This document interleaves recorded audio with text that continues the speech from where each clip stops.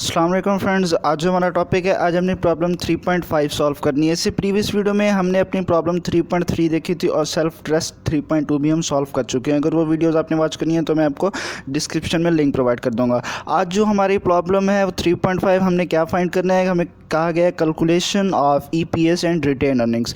EPS stands for earning per share, तो हमने क्या फाइंड करना है, अर्निंग पर शेयर फाइंड करना है और रिटेन अर्निंग फाइंड करनी है। सबसे पहले हमें क्या पता होना चाहिए, ईपीएस का फार्मूला पता होना चाहिए। तो ईपीएस का फार्मूला देखे जरा क्या है, EPS is equal to earning available for common stock holders divided by number of the shares of common stock outstanding. ये फार्मूला आपने याद कर लेना है। तो उसके बाद हम रिक्वायरमेंट्स देखते हैं। सबसे पहले हमें जो मटेरियल दिया गया, क्या दिया गया, जर्बल कंपनी लिमिटेड, कंपनी का नेम दिया गया, हमें क्या दिया गया, Zerbal company limited ended the year with a net profit before taxes of 361,000 in 2015। अब वो हमें क्या दे रहे हैं, नेट प्रॉफिट बिफोर टैक्स दे रहे हैं। नेट प्रॉफिट बिफोर टैक्स कितना दे रहे हैं, 361,000 इन 2015 दे रहे हैं हमें। उसके बाद देखिए क्या दे, company is subject to a 40% tax. अब हम टैक्स क्या करते थे, माइनस करते होते, तो मैंने क्या कर दिया, टैक्स 40% किस पे अप्लाई करना है, जो मेरी बिफोर टैक्स की वैल्यू उसी पे मैं क्या करूँगा, अप्लाई करूँगा।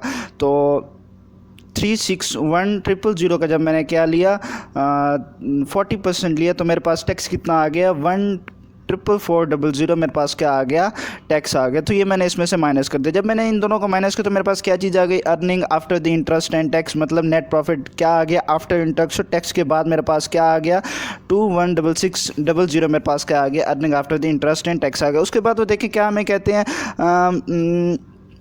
committed to pay 52,000 in a preferred stock dividends before distributing any earnings on the 2 lakh shares of the common stock currently outstanding। अब हमें प्रेफर्ड स्टॉक की वैल्यू दे रहे हैं। अब हमने इसमें से क्या करना होगा, प्रेफर्ड स्टॉक माइनस कर देना होगा। प्रेफर्ड स्टॉक माइनस करेंगे, 52,000 जो हमें दिया होगा, तो मेरे पास क्या आ जाएगा, earning available for common stock holders आ जाएगा मेरे पास। अब जो earning available for common stock holders आया, इसको मैं क्या करूँगा, अपने जो ईपीएस वाला फार्मूला था उसमें पुट करूँगा। अब आपको ये बात समझ में आ गई होगी, क्योंकि हमें earning available for common stock holders नहीं दिया हुआ था क्वेश्चन में, जबकि हमारे पास जो number of common stock outstanding है वो दिए हुए थे, कितने दिए हुए थे, 2 लाख दिए हुए थे। लेकिन जो earning available for common stock holders है, ये हमारे पास नहीं दिएगा। तो ये हमने क्या किया, अपना फाइंड किया है।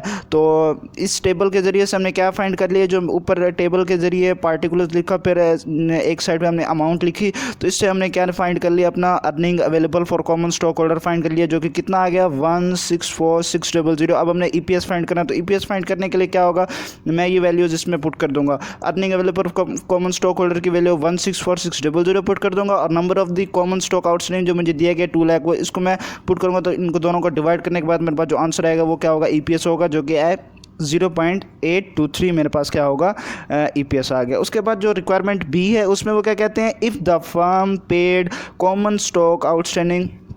अच्छा, रिक्वायरमेंट ए वो हो गई है, क्योंकि उसने कहा calculate the Zerbal's 2015 earning per share, EPS हमने फाइंड कर चुके हैं।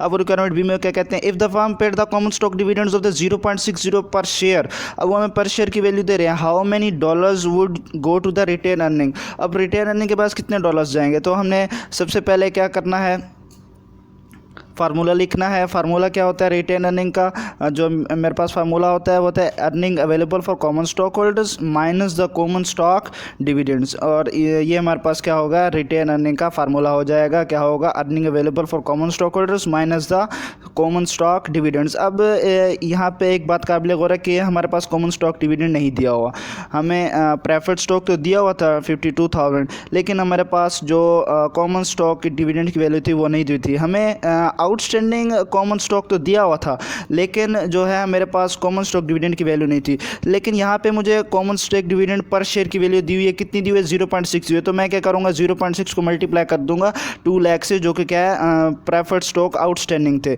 तो इन दोनों को जब मैं 2 लाख जो मेरे पास दिए हुए थे कॉमन स्टॉक आउटस्टैंडिंग के 2 लाख, और ये जो 0.6 पर शेयर की वैल्यू, इन दोनों को जब मैं मल्टीप्लाई करूँगा तो मेरे पास क्या आ जाएगा, कॉमन स्टॉक डिविडेंड।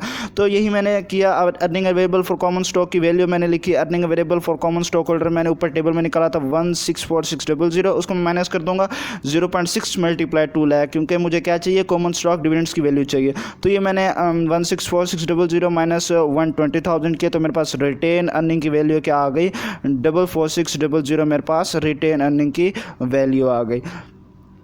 तो ये बहुत ही ईजी क्वेश्चन था। अगर आप में इसको कोई इशू हो, कोई आपको मसला आ रहा हो जो आपको बात समझ में ना आ रही हो, तो आपने क्या करना है, कमेंट करना है। और अगर आप मेरे चैनल पर नहीं हो तो चैनल को सब्सक्राइब कर दें, और ताकि आपको आने वाली हर नई वीडियो का नोटिफिकेशन मिल सके।